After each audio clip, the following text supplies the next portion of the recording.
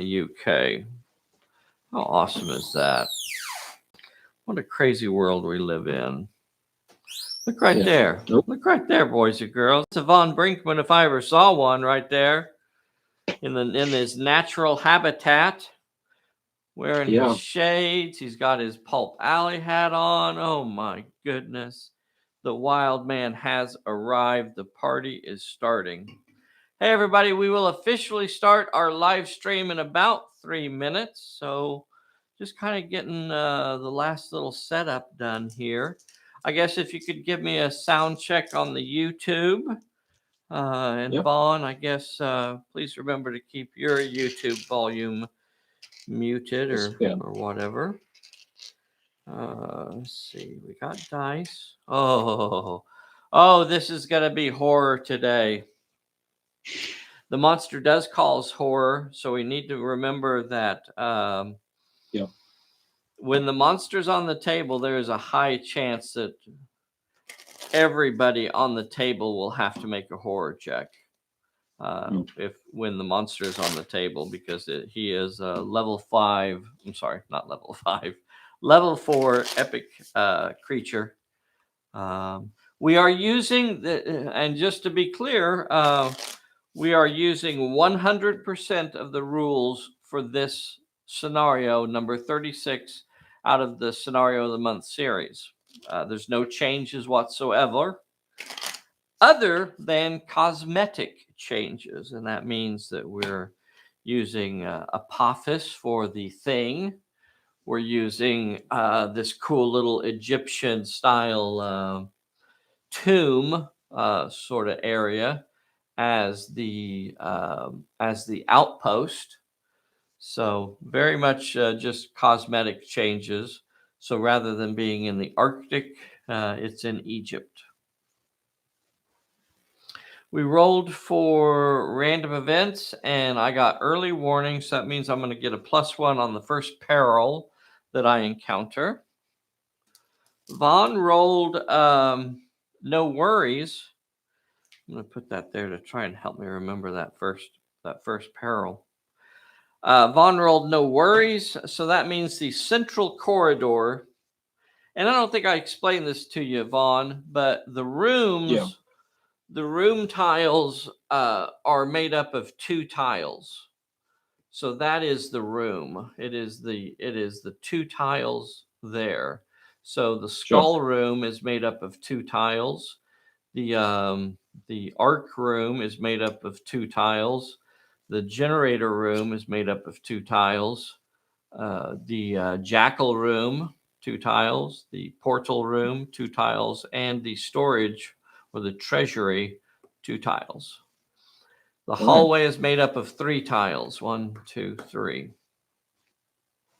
The hallway kind of connects these. But, Vaughan, there are some interconnecting windows and doors.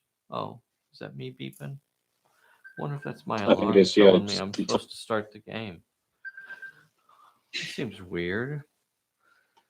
I thought I shut that alarm off. I don't want that on. Let's see. I guess it is. It's 10 o'clock. So we're going to start. Hey, everybody. This is Dave here at Pulp Alley, and I am joined today by Mr. Vaughan Brinkman. Somewhere in the mysterious land, far off, exotic land of the United Kingdom. Mystical place over here. This is scenario number 36. So this is the very last scenario out of the 2020 series.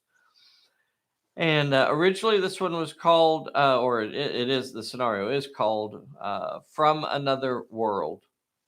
And it is loosely based on the old 1950s horror movie called The Thing from Another World. So we are not actually changing anything about the scenario other than its setting.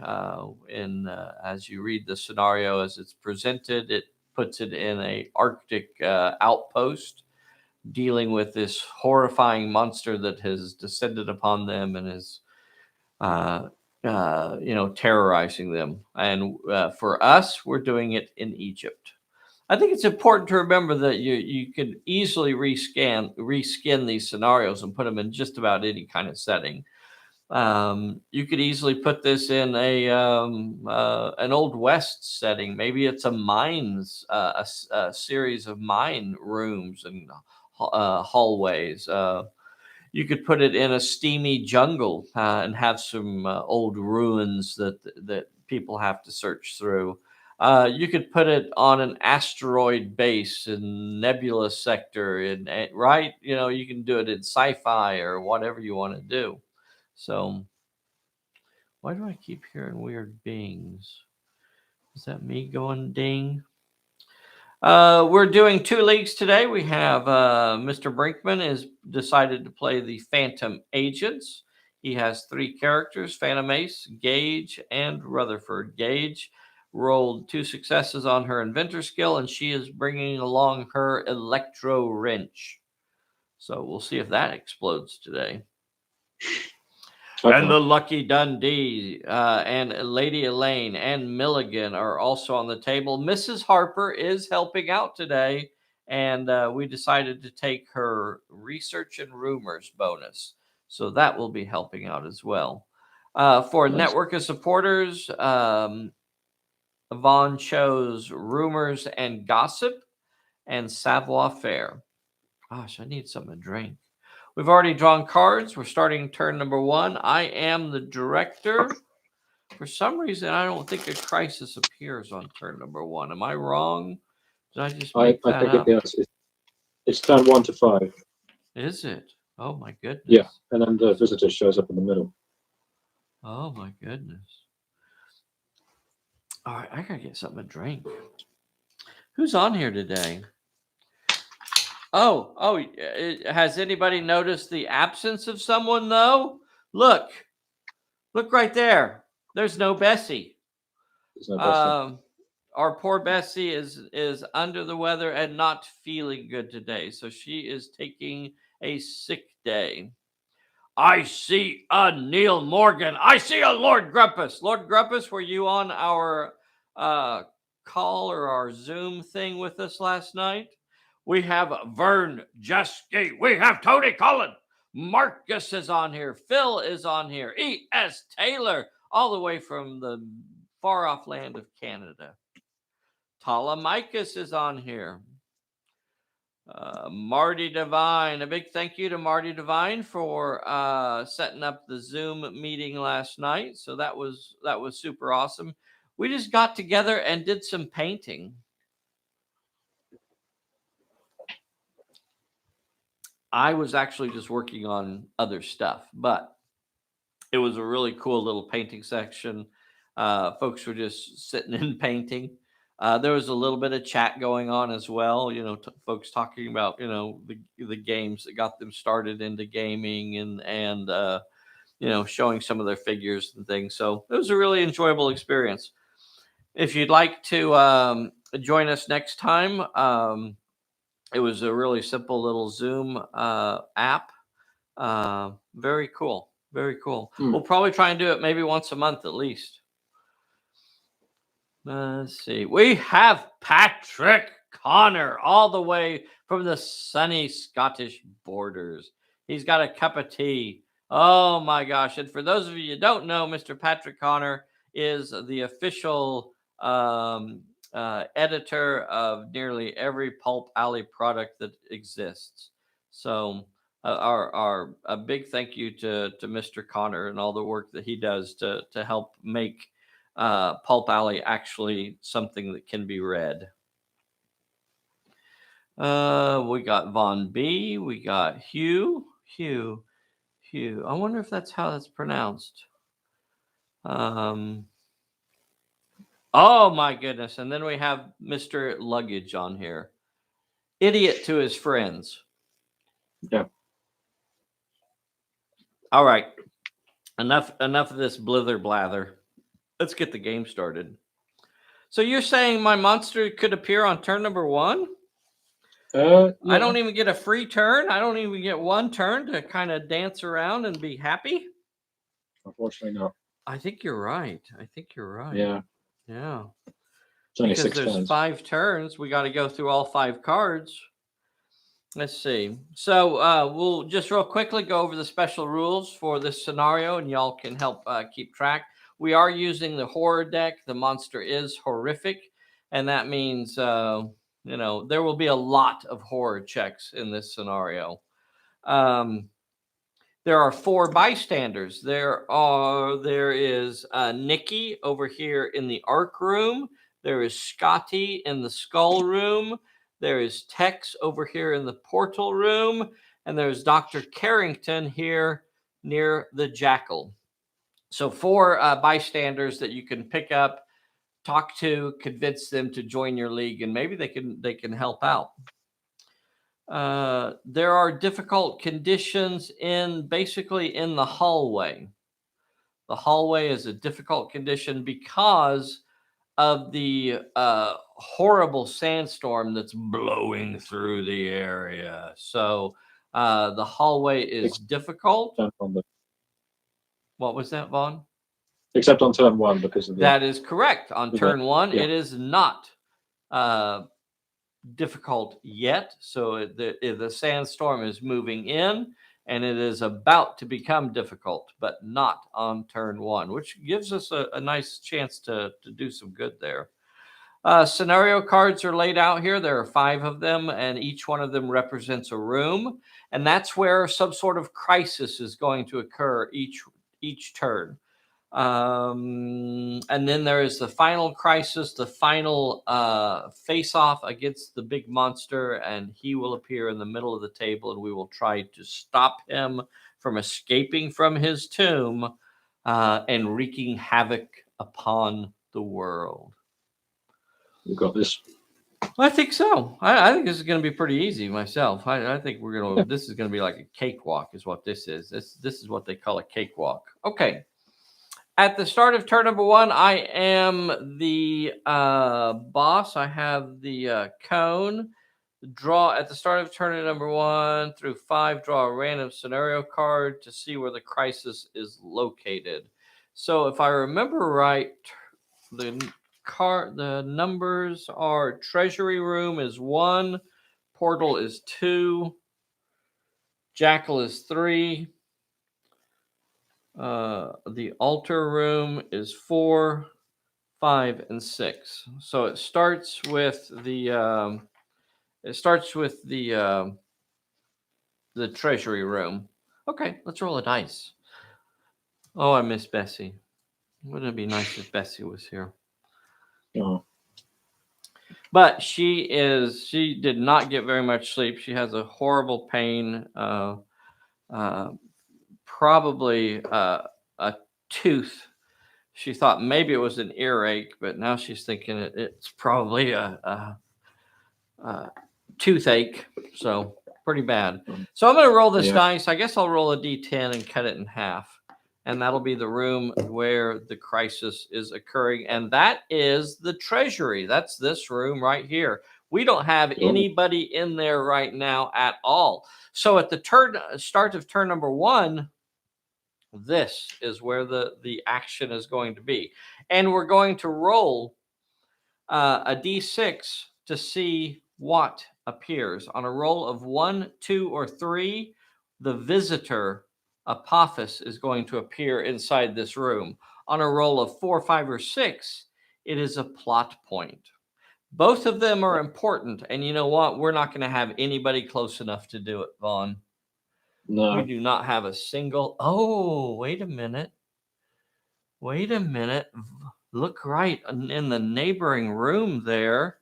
In the neighboring room is Elaine and Gage. Okay.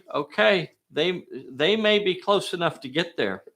So here is the roll to see what appears in there.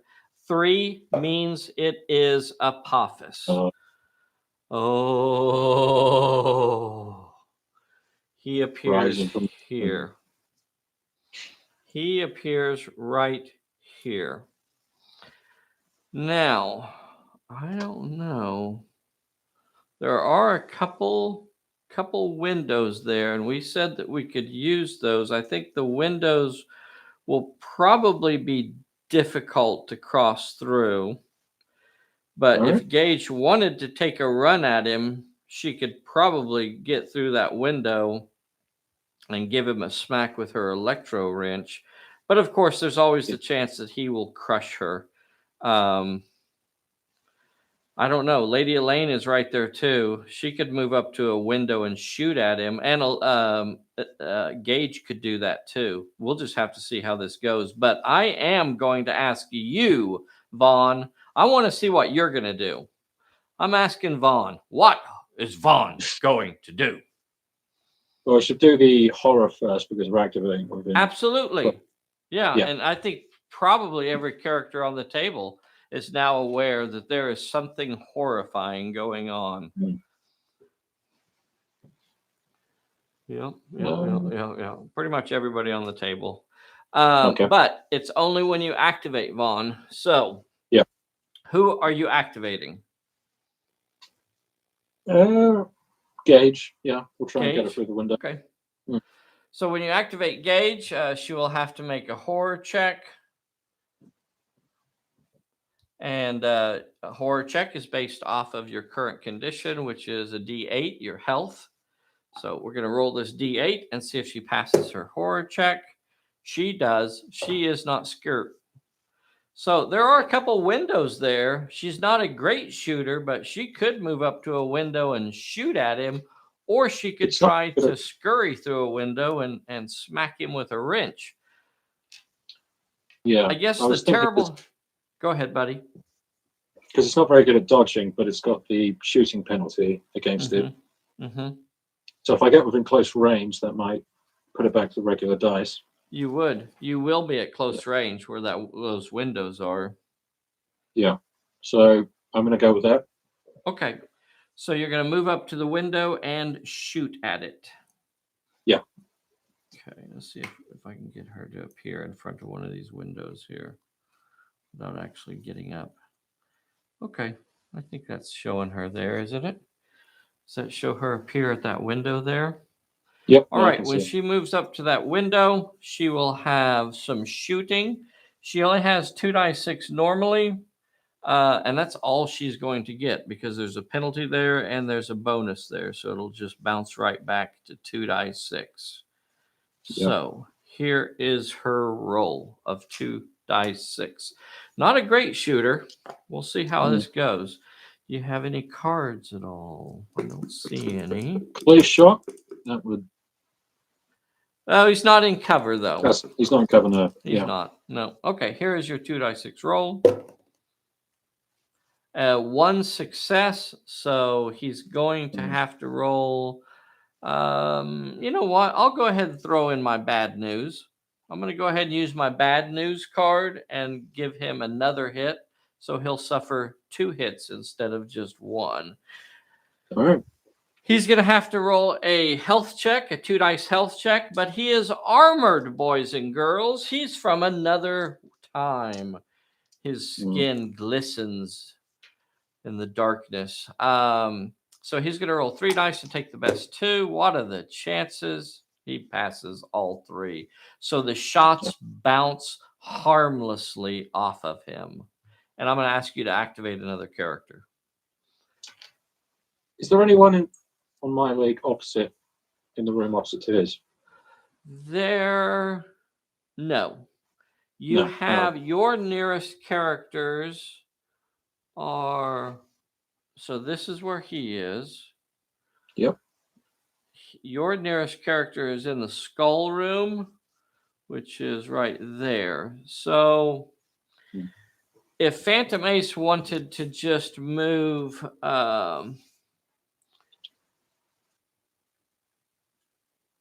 if Phantom Ace could, I'm going to set a little marker down to show you where I can get Phantom Ace too with like a 6-inch move. I could get Phantom Ace with a 6-inch move to here. Switch the camera to there. Yeah. And from there, you would be at short range to shoot at Apophis. I think that's a good idea. Yeah. Okay. So Phantom Ace activates. He will have to roll a horror check. There are bad things going on here. And, oh, he failed it, boys and girls. He spooked Phantom Ace. What is going on here? He is unbalanced for the duration of this effect. This character is impaired. Check each time you finish moving. If you move over 6 inches, this impairs your running, basically. All right. So you cannot move over 6 inches unless you discard a card. But that was only a 6-inch move anyway, wasn't it? Correct. Yeah. Yeah. So he moves 6 inches, and he opens up with his Phantom 45s against the beast. Come on. Let's see. Monster.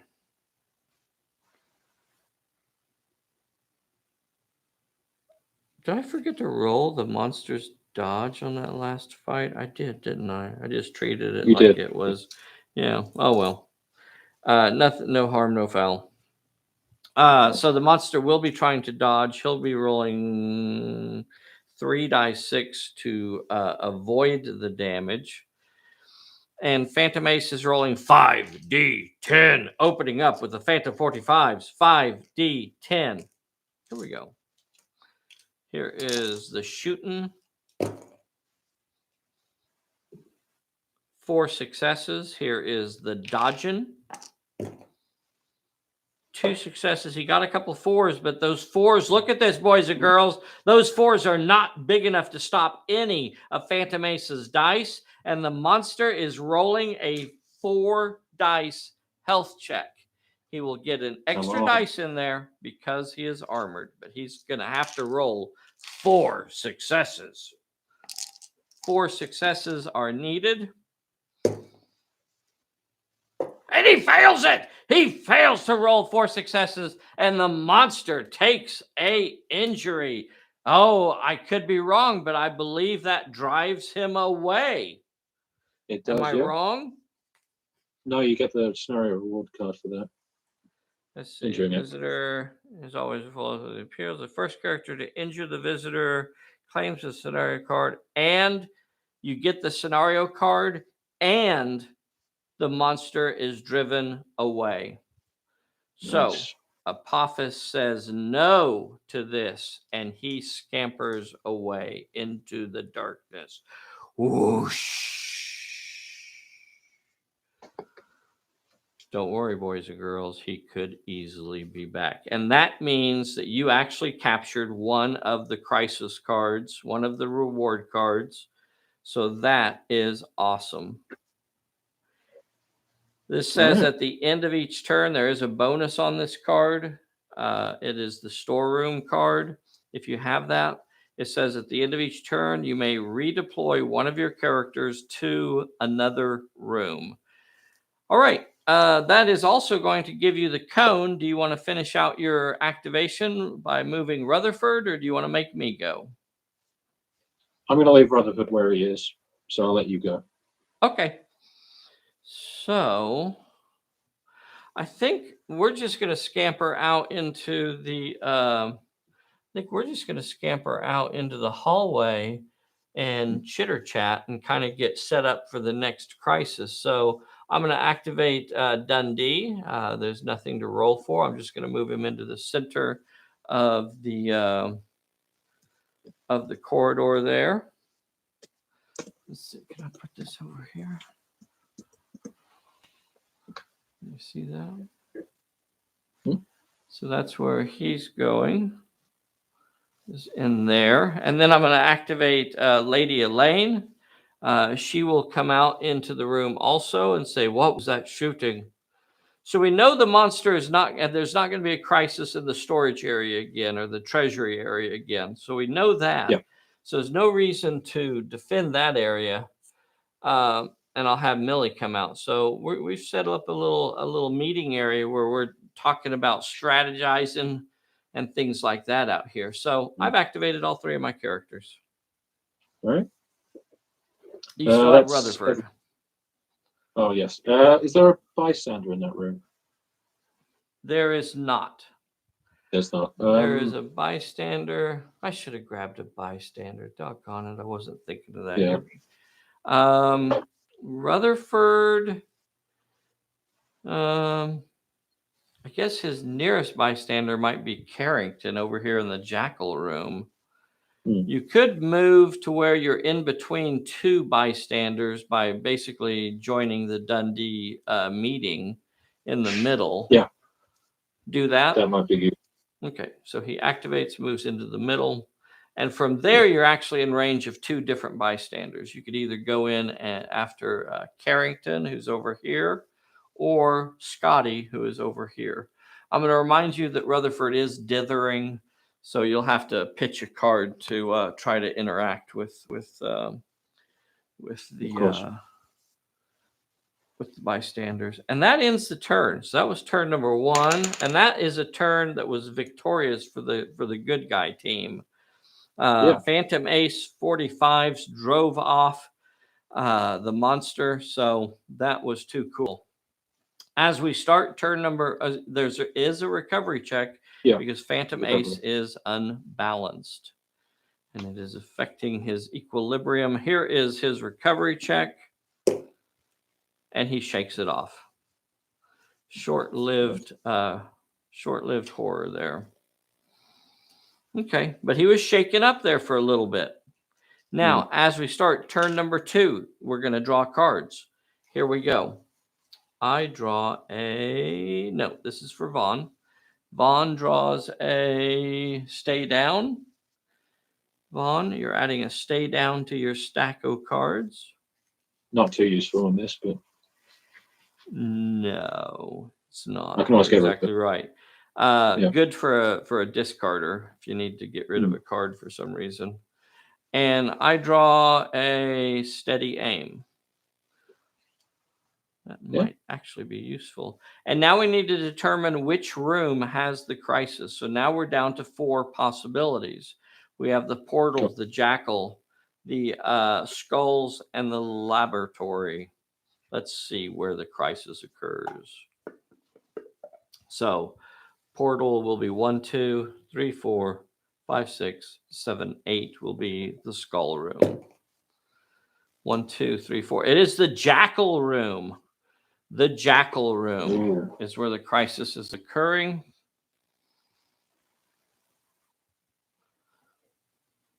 And the next thing we have to determine is it the monster or is it a plot point? So 1, 2, 3, it's the monster. It is not the monster. It is a plot point has appeared in there. So we're going to put it, we'll say it's somewhere around here. It's supposed to be in the, I think it says in the center of the room. Let me double check that. Place pop marker in the center of the room. So that's going to basically be where Carrington is. I'm going to scoot him over a little bit. Put it there. Okay. So we'll have at least a couple characters that can get to it. And you are the boss. What are you going to do? So we have some characters out there in the hall that could either get to Carrington or to the plot point. The plot point is pretty important that we grab that, though. That'll help figure out the mystery of Apophis. Gage can't go through that door, can she? Yes, absolutely she can. Yeah, she is within range of the plot point and Carrington, both. Because I'm going to go. Which one do you want to go for? Just the plot point. Yep. Gage is standing right here. And she's going to come through this door and go for the plot point. Yep. All right. So now the center corridor is a difficult area. So now the sandstorm is raging outside. I don't know. I didn't make this particularly clear at the start of the scenario, but we left some walls off of this so that it was kind of easier to get in there and operate. But this is enclosed. So although there is not a wall here visually, there is within the context of the story. So each of these rooms are completely enclosed with basically, this entrance out into the the central area. Okay, so Gage is activating. She moves up to the plot point. Blip, blip, blip, blip, blip. No problem. She will have a peril when she attempts the plot point. Here is her peril. 1 with might. Now you have to decide, are you going to charge up your electro wrench, or are you going to just try it the hard way? I'm going to try it the hard way. Oh, okay. Well, you only have what, 2 die 6 in might? You only need 1 of these to get past the peril. That seems like a fairly easy thing. You only need 1 success. And you got it. So you are past the peril. Then you go to the plot point challenge, and the plot point challenge is 1 with cunning. You talk about the sweet spot for Gage. I think we're about to have our second challenge done. Easy peasy, and it is done. So she comes over and she's looking at the jackal, and she realizes, aha, we're dealing with an ancient evil. All right, she picks up the challenge. Let's see. At the end of each turn, you may redeploy a character to a different room. So you got 2 of those now. So you can actually redeploy. I didn't give you that opportunity at the end of last turn. I should have given you the opportunity. I didn't really need it at the time. No. Okay, this is going way too easy. This is a piece of cake. What are you going to activate next? Are you going to activate or make me go? I'll let you go. Okay, so now we know there's nothing going to happen in the jackal room. We know that the storage room is open. So we're basically down to the portal and these 2 rooms. So I think I'm where I want to be. Yeah. I think I'm where I want to be. I guess I could go get some bystanders though. Okay, I'm going to activate Lady Elaine. She will move in and talk to Tex. And she will have to face a random challenge. Bystander rule here. It is a 2. It is not a flame, so the bystander is not angry at her. It's not a peril. She has to roll 2 successes with might or finesse. 2 successes with might or finesse. She has 3 die 8 in finesse. I can do that. I can get 2 successes. 2 successes is what I need. And did not get it. Okay. All right. So Tex was not interested in what Lady Elaine was selling there. So I guess I'm going to send Lucky Dundee in to talk to Scotty. So Lucky Dundee is going to move into the skull room and talk to the newspaper guy. Scotty's over here. Here is his challenge. It is 1 with cunning. And I think Lucky can do that. He's got 2 die 8 in cunning. Here it is. 2 die 8. I need 1 success. And I got it. So he has joined us. So that character is now on our side and now becomes a player character that can move around the table. I'm going to leave him where he's at because there's a potential that the next crisis could be in there. I'm sorry. I should be asking you. You're the boss here. Do you want me to continue activating or would you like to go? Yes, continue. Okay. I'm going to activate Millie. Millie will move in to talk to Tex as well and try to befriend Tex. So here is the challenge. Challenge for talking. 3 with shoot, finesse, or cunning. Oh, and it's the flame. No, Tex is not happy to see her. That makes it a peril. That means there is no chance of me actually convincing Tex to join us at all. I think Tex has kind of gone crazy maybe a little bit here. He sees this creature coming out of the darkness at him, and he starts swinging his shovel at it. Get back! Get back! So this is really an effort to try to avoid getting hurt. So that now becomes a peril. I can't use shoot. I have a finesse of 3 die 8 and a cunning of 2 die 6. So I'm going to be using finesse. And I'm going to discard a card. I'm going to discard my distraction to use Millie's acrobat skill ability.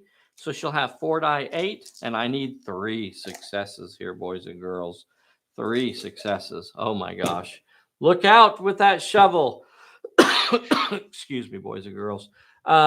She got her 3 successes, a 4 and 2 5. So she was not injured. Optionally, I could choose to remove text from the table because that is a rule with bystanders, but I will not.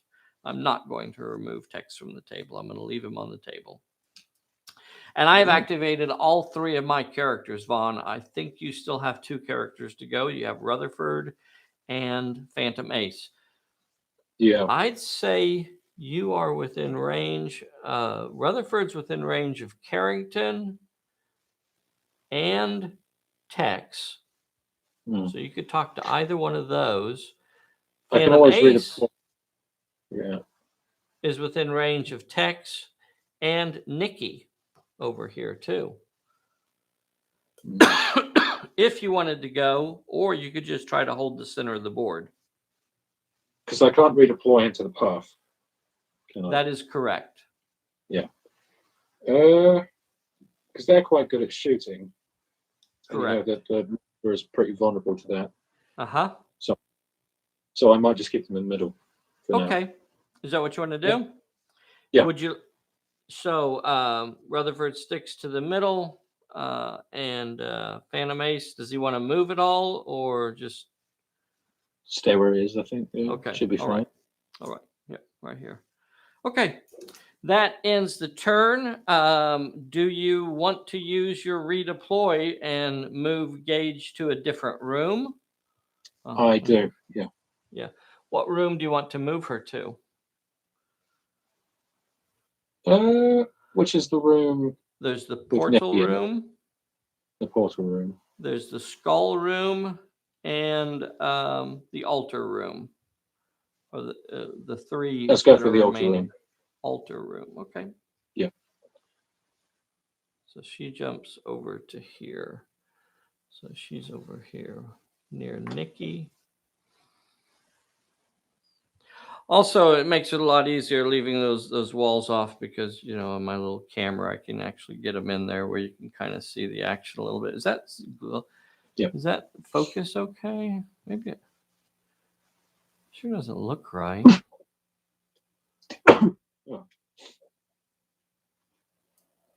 Oh, that's a lot better. I'm sorry, boys and girls. So Gage is over here now. And that ends that turn. We don't have any horror checks. This is going really well for the good guy side. We're not having any obstacles here at all. We're basically walking through this. It's going to be a piece of cake. Don't have any horror checks to roll for. Don't have any recovery checks to roll for. Let's see. So we're going to call that the end of the turn. We're going to start the new turn. Vaughn is still the director. He's going to draw and take a free pass added to your stack. All right. And I'm going to draw and get a trip up. I think those trip ups could be handy if we needed them, but so far we haven't needed them. And then we have to determine which room the crisis is going to occur in. We have the portal room, the skull room, and the altar room. So we have 3 choices left. I'm going to roll a d6. This is 1, 2, 3, 4, and 5, 6 will be the skulls. What camera am I on? Okay. Where's that looking? Here? Okay. Oh, 5, 6. So that is the skull room. Yes. That is going to be the skull room. And right now, I guess nearly every character we have could actually get into the skull room. But what we do need to do is determine, is it Apophis or is there another clue lurking in that room? So here is the roll of a 1, 2, 3. It will be Apophis the Monster. And it is the monster. Oh. And when he appears, he's going to appear uninjured because he always, whenever he reappears on the table, he is always uninjured. He's going to appear in contact with Scotty. Oh, no. Okay. All right. You are the boss, sir. What is your plan this time? I suppose I could get Gage in there and try and hit him over the head. Let's see. Depends on the horror. Gage is... Yes. Are you activating Gage? Where is Gage? Yeah, I'll activate Gage. Oh, there she is. Yep. You're not very far away at all. And the rooms are not difficult, so you could easily get to him. See, Gage is over here in the altar room, right there. You can see her right here. And this is happening basically in the room next door. So she could come through this big opening here and jump on the monster. So when she activates, she has to roll a horror check. She's going to have to roll her current health, which is D8 dice, and get a 4 or better. She does. So she is not affected by the horror. And now she can take off running for the monster. Now, are you going to activate your wrench? Let's be risky. Let's do it. Oh, he's activating his gadget. She's trying to charge up her wrench here. You have to draw a card. It is not the flame icon, so she will not.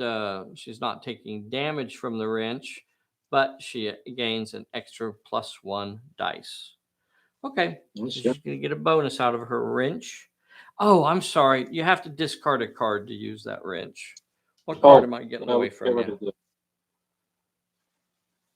What'd you say? To stay down. To stay down. Very good. Yeah. Okay. Now, she comes in on the monster. She is rolling a brawl of 3 die 8, I assume. Is that what you're doing, Vaughan? Yeah. Okay, and +1 will get her up to 4 die 8. The monster is going to reply with 5d12 to attack back. 5d12. I feel like I want to move my camera. Let's see if I can get it over here. That'll give me a little more room to get some dice in there. Okay. So, Gage, 4 die 8, 5d12. Here is the Gage attacking. She gets 1 success. 1. Ooh. Here is the monster. The monster rolls and gets 5 successes. How do you want to play that?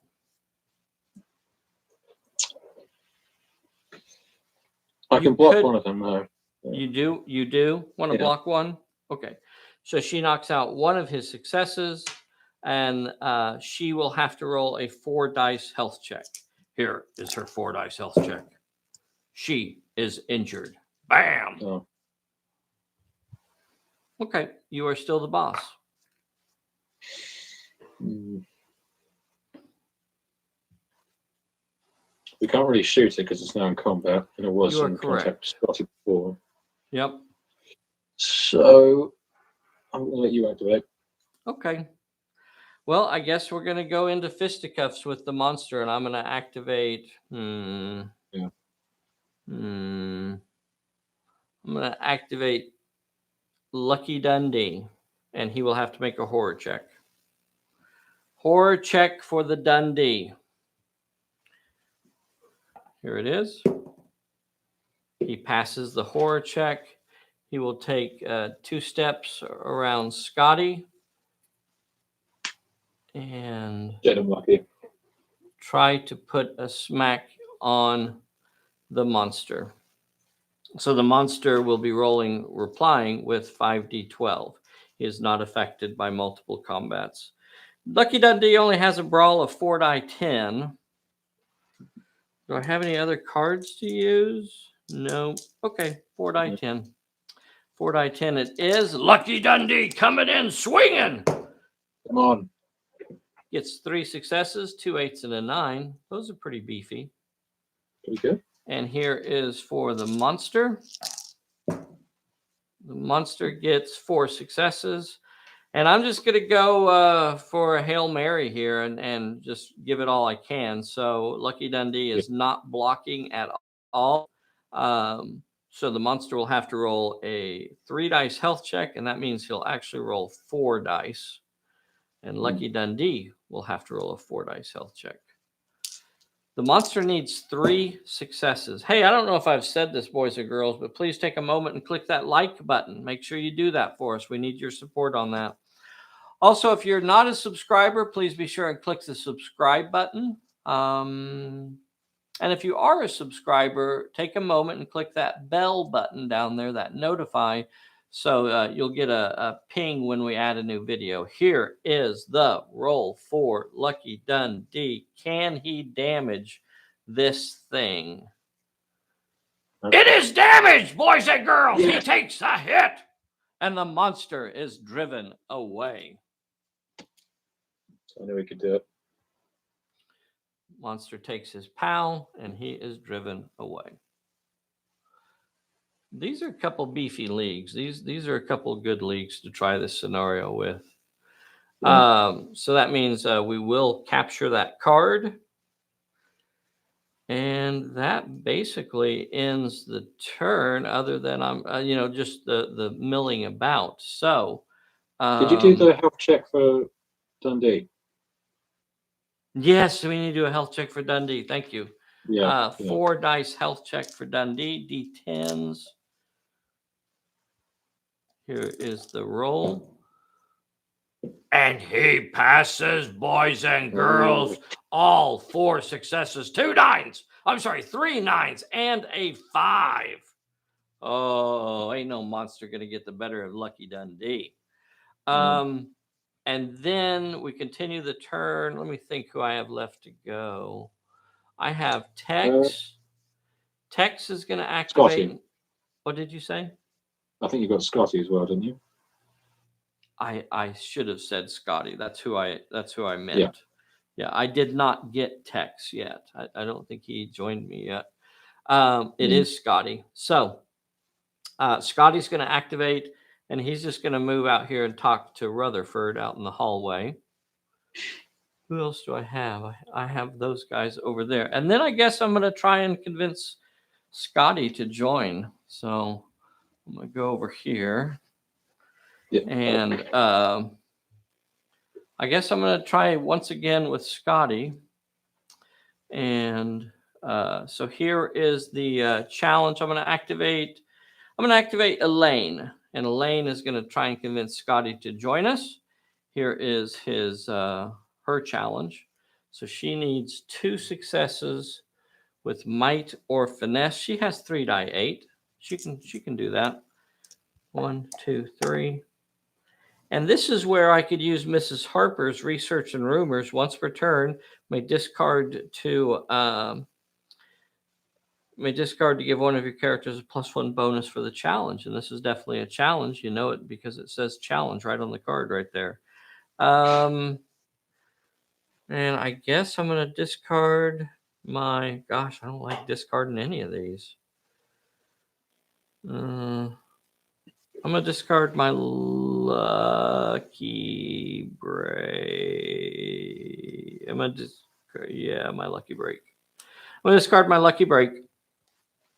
So she's going to have 4 dice, and I need 2 of these. And she needed it. Look at that, boys and girls. 2 successes is what I need. 2 successes is what she got. And so that card, I'm sorry, Tex has now joined our side. So I guess I'm going to put little orange counters out there to help me remember that. So Tex has joined us, and Scotty has joined us. So Nikki and Carrington are left. I guess I might send, yeah. Millie is right there near Carrington, so I might send her around to talk to Carrington. Yep. I'm going to send her over to talk to Carrington. I don't know. He looks kind of nervous. We'll have to watch out. She didn't do too good on her last attempt to befriend, but she's going to come around there and see if she can sneak a chocolate bar out of his pocket. So here is the challenge. 1 with might or finesse. She's got 3 die 8 in finesse. I'm going to just roll that one. I'm not going to pump that up at all. Acrobat, discard. Nah, I want to keep my cards. So I'm going to go ahead and roll that one. I have 3 die 8. I only need 1 success to get him to join us. All right, Carrington is now on our side. Now, bystanders come into play ready, so I'm going to go ahead and activate him and send him out into the hallway. I'm going to activate Tex and send him out into the hallway.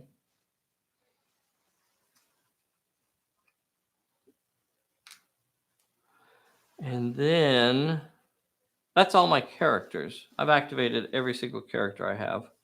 So, yeah. Vaughan, it's all up to you. What do you have, buddy? You got Phantom Ace and Rutherford. Wow. Yeah. So the 2 rooms that are left are the altar room and the portal room. These are the 2 rooms that the crisis is going to appear in one of these 2 rooms. I'm going to put Phantom Ace by the doorway of the altar room. Okay. That's pretty much where you are right now. Yeah. So you are there. As long as he's in close range. Mm-hmm. Oh, yeah. You're just right outside the door. You're like an inch away from the door. So. And then can I move Rutherford to the portal room doorway as well? Okay. He is standing in the portal room doorway. Okay. So I'll give you a better shot of that. I'll give you another closer up shot here. So here's Rutherford standing right outside the room to the portal. And there's Phantom Ace standing right outside the room to the altar. So those are the 2 rooms that it will appear in. So we have done an absolutely remarkable job so far. Every single challenge that has come before us, we have knocked down. So I see us breezing through this one. At the end of the turn, we do have a recovery check, and it is for Gage.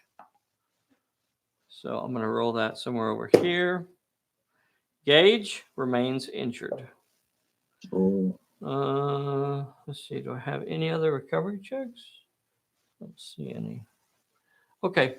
So we're going to call that the end of the turn. I am now the director. I'm going to draw the first card, and my card. Oh, I lost track of turns here. Oh, well, it doesn't matter. Here is my card, Sidestep. Okay, that's kind of nice. And Vaughan, you drew a Bad Luck. That one's completely useless, so good one to pitch for a discard effect. All right, buddy. I'm going to ask. Oh, the next thing we do is determine where the crisis is. Here it is. Yes. 1, 2, 3. It is the portal room. 4, 5, 6. It is the altar. Let's see where it's going to be. 1, 2, 3 is the portal.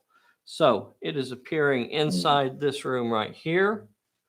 What's the worst possible thing that I could do is to put that monster directly into contact with Lady Elaine, who cannot even brawl.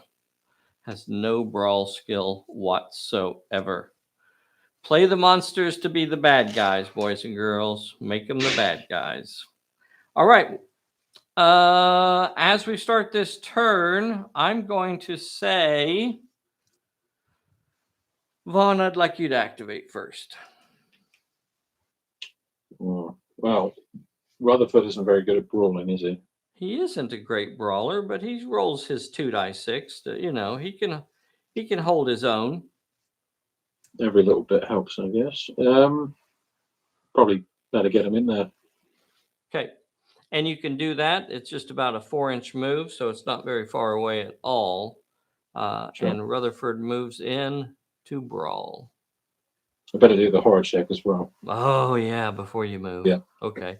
So he sees out of the shadows behind Lady Elaine. The monster comes forward, grasping a hold of Lady Elaine. Rutherford is not going to be scared, though. Rutherford has traveled with Phantom Ace the world over. He's even seen Phantom Ace in his boxer shorts. So there's few things that can frighten Rutherford. Here is the roll. Okay, he failed that roll, so he will be drawing a horror card. And the horror card says, Rage! Look at that, boys and girls. He is driven into a rage. He is driven into a rage. And I think that's something really cool about the horror deck in Pulp Alley is that every once in a while, it actually helps you out. The idea that, a psychological effect actually drives you to greater effort or anger.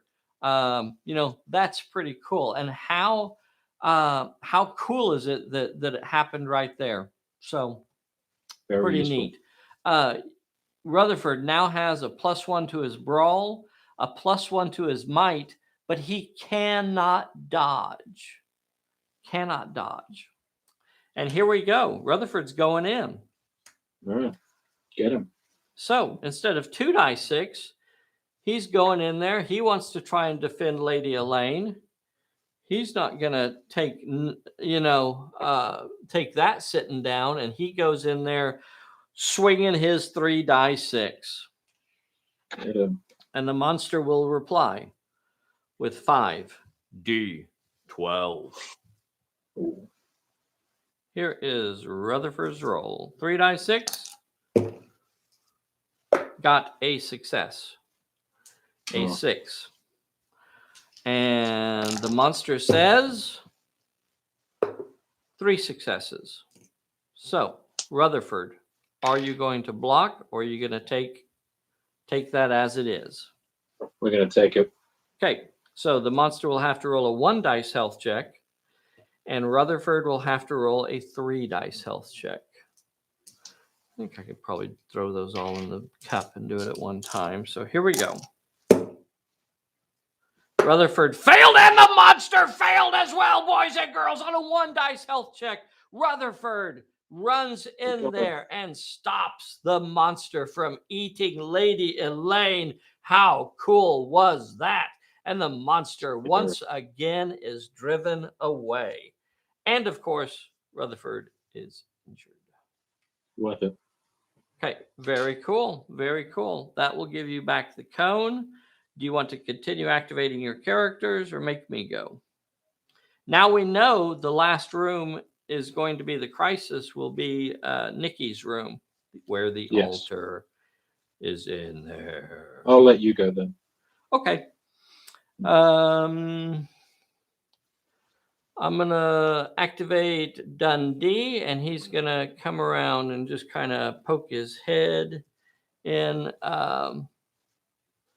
He's staying in the skull room, but he's looking into the altar room. Do you want me to go again? Yeah. I'm going to activate Carrington. Carrington is going to move 6 inches and also go into the skull room. Scotty is going to activate and move into the skull room. Tex is going to activate and move into the skull room.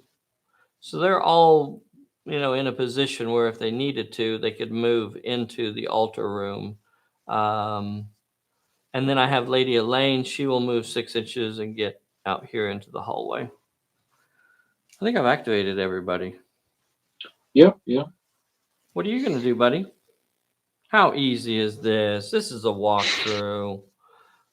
I'm going to leave. All you've activated was Rutherford. So you have Phantom Ace is here outside the altar room. Phantom Ace is here outside of the altar room. And Gage is over here, just about an inch away from the altar room over here as well. So really you have both of your characters probably where they need to be. I mean, unless you just wanted to go in there. There's Phantom Ace. I think we could, yeah. I might leave Phantom Ace in the corridor. Okay. In preparation. For turn 6. And then you have Gage. Could probably put her nearer that room. Where everyone is. Oh, they're all there already. Yeah. Yeah. She's already there, just outside the altar room. So we could move her into the altar room, I think. Okay. Maybe up next to the ark or up next to the altar, or yes, next to the altar. Okay. All right.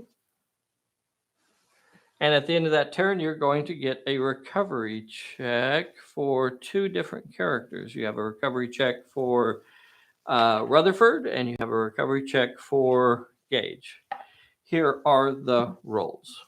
Here is the recovery check for Gage's injury. She shakes off her injury. She is no longer injured.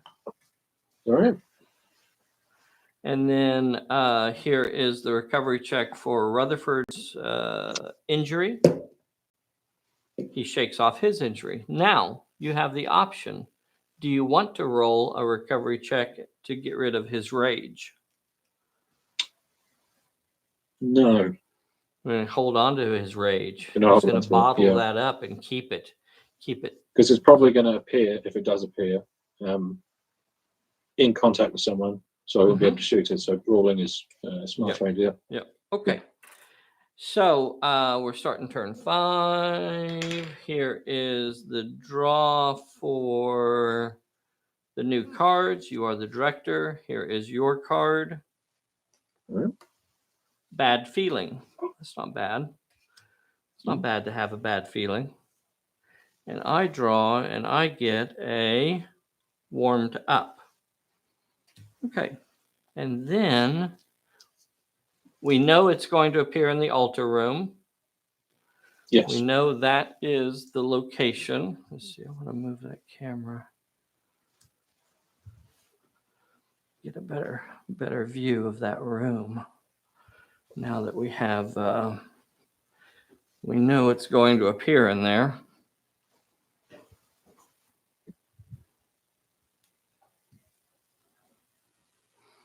Okay, so we know it's going to be appearing in there.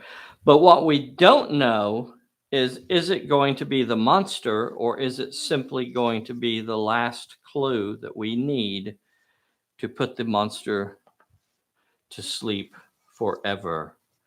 So on a 1, 2, 3, it is the monster. It is not the monster. It's simply the plot point. Wow, this turned out to be one of the easiest rolls we've had.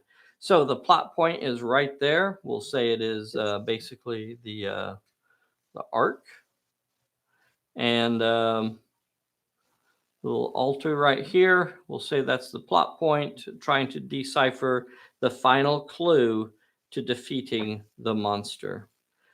And you're the boss. What are you going to do here? I'll put Gage on the plot point. You bet. Attempt it. Gage activates. There's no horror check there. Here is her peril. Her peril is 3 with brawl, might, or finesse. What are you going to do there, buddy? You're going to use your electro wrench? Yeah. What's her finesse again? Her finesse is 2 die 6. Oh. Her might is 2 dice 6. Her best thing would actually be to use brawl. She could make it straight up with her brawl as it is, and you can also fire up your electro wrench. I'll try the electro wrench and then use the brawl. Okay, what card are you going to discard? Maybe that disarmed? Yes, the disarmed, yeah. Okay, so disarmed goes away. And here is your draw for the electro wrench. And it's going to add another dice on there. And you always check for that story icon. You'll notice it's not a flame. So it continues to function. He's going to get that 4th dice in there. And she needs 3 successes to get past this peril. And she does it. She gets past the peril. And then the plot point is 1 with might. 1 with might. Cannot use. Oh, I think you can use the electro wrench again. Yeah, yes. It's brawl or might, isn't it? Yeah. And it does not say once per turn, so the electro wrench can be used each time. All right, so if you used your might, you would roll 2 dice 6. Do you want to try that, or do you want to pump it up with the electro wrench? I'll try for the electro wrench again. Okay, electro wrench says... Dun, dun, dun. An extra +2 bonus. It is not the flame icon. She's getting her money's worth out of the electro wrench today. And she's rolling 4 dice 6. And she only needs 1 success. Easy peasy. So that completes the final challenge. The final room is picked up. And we know that Apophis will now be forced to appear in the central hallway on turn number 6, where the final confrontation will occur. All right, what are you going to do? I'm going to move Rutherford to the corridor. Okay. Yep. Where you don't want to be in this time is you don't want to be in the middle of the corridor. You want to be at either end of the corridor. So I could move him like through this doorway and put him back over here and keep out of basically Lady Elaine's line there. So he activates and moves over here. And the visitor's a major plot point on turn 6, isn't it? Could you say that again? The visitor, it's the major plot point for turn 6. Yes. Yes. So it doesn't move. It is not random. He will appear in the middle of the table. Yeah. Yeah. All right. Who's next? We could move Phantom Ace a couple of inches up the corridor. Okay. Yeah. Still staying out of that central tile there. And that's where they're setting a trap. And for anybody that's watched this movie, for the 1950s version, you know that the folks are now setting up a trap to try and stop this thing. They realize that it can't be stopped purely by combat, although they've been able to successfully drive it away. What they really need to do is imprison it. So that's what they're setting up. So Gage has already activated, so she's done. And so now it's basically all of my characters. So I'm going to activate Lady Elaine, and she's going to get out of the middle of the corridor, because that's the central tile. That's where the monster is going to appear. That's where the trap has been set. In the movie, it was some sort of electricity trap that they were trying to electrocute the monster, that they had to lure the monster onto a specific spot. Then they throw the breaker, throw the switch, and it fries the monster. Poor James Arness. So Lady Elaine is going to activate, and she's going to move over here next to Rutherford.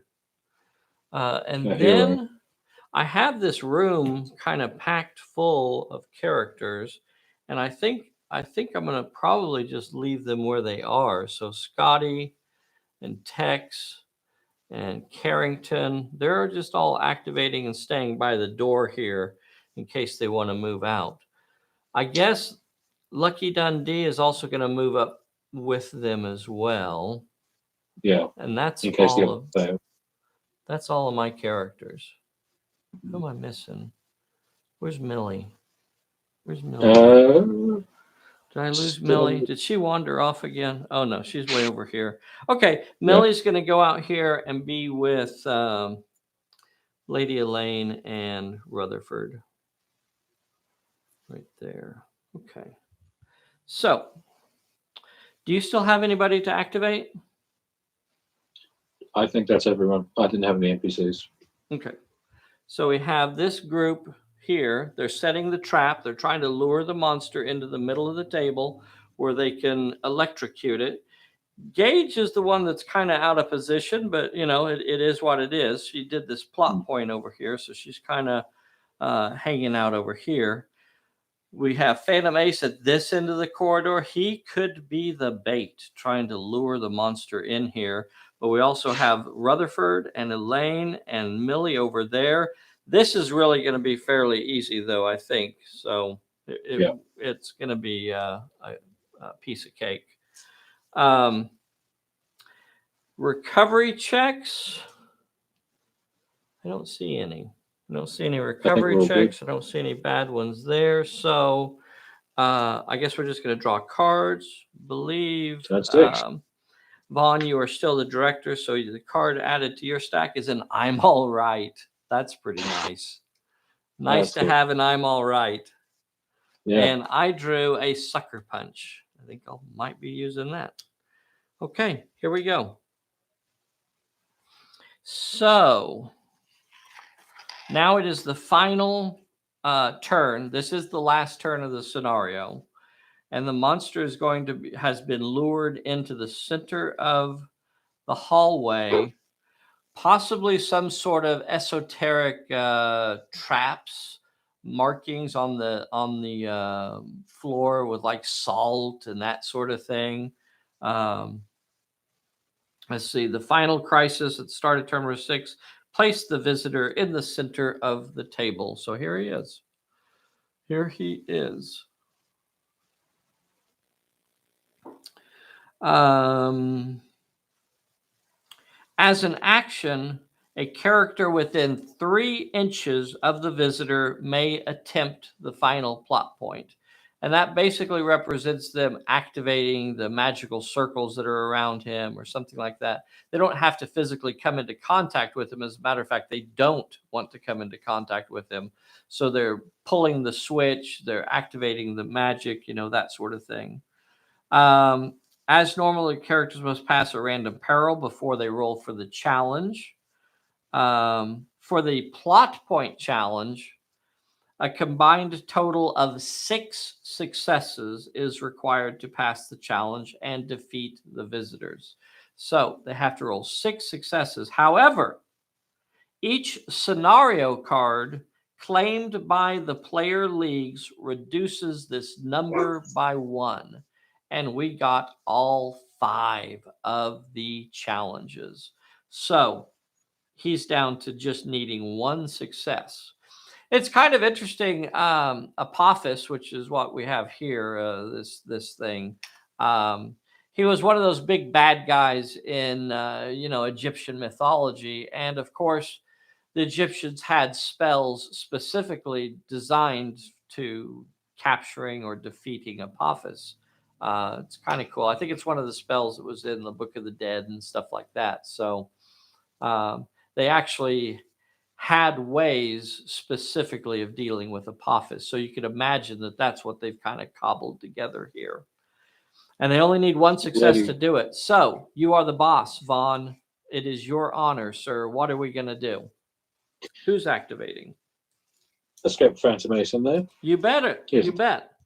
Let the man himself do it. So I guess the first thing that happens is a horror check. All right. Horror check.